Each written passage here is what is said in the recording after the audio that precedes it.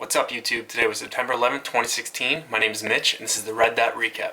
This is episode 2 of my web series where I talk about internet news making its way around social media and other areas of the internet. For the first story of the day, we're going to talk about rising tensions between South and North Korea. BBC is reporting that South Korea is considering a first strike against North Korea if they show any signs of mounting a nuclear attack. It has been reported that they said that every part of Pyongyang will be completely destroyed by ballistic missiles and high explosive shells. The news agency reporting this has close ties to the South Korean government. These reports are directly following the nuclear test on Friday when North Korea tested its fifth and largest nuclear missile. This is probably just North Korea's leader Kim Jong-un trying to show its power. In early 2013, he actually threatened the United States with a preemptive nuclear attack, but that obviously did not turn into anything. It is thought that such attacks are not yet possible for North Korea with their current technology.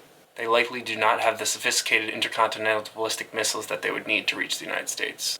Another way more uplifting story is that dolphins have been recorded having conversations like two people for the first time.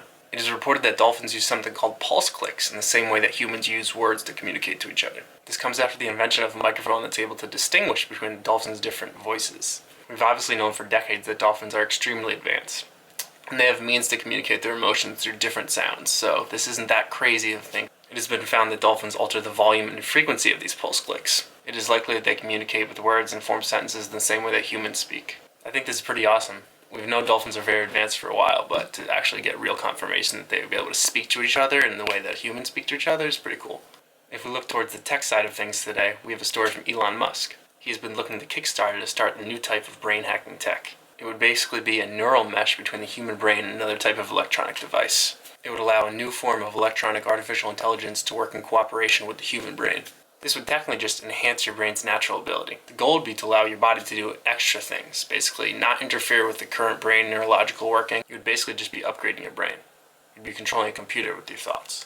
Elon says that he has the mesh part locked down, so this isn't just something of science fiction. He really seems to know exactly what he's doing. And obviously when Elon Musk wants something, he goes for it. He's been extremely successful in the tech world. He's had startups such as X.com, which turned into PayPal, Tesla Motors, which obviously is extremely successful with all the Model S and Model X, the original Roadster, and SpaceX as well. Speaking of space, earlier today NASA released an amazing picture of a solar flare from the sun.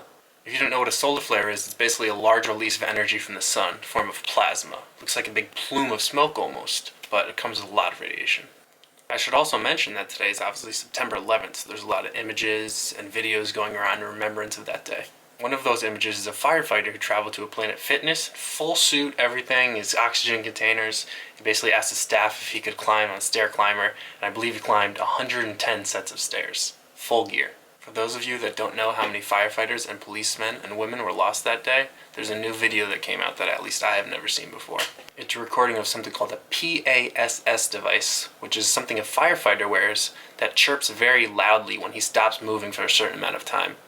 In the video, you can hear hundreds of these going off at the same time. It's a realization of how many people were lost in the building collapse that day. Alright, I'm going to leave you guys with that, but today was September 11th, 2016. My name is Mitch, this is Red That Recap, and I'm going to see you guys tomorrow.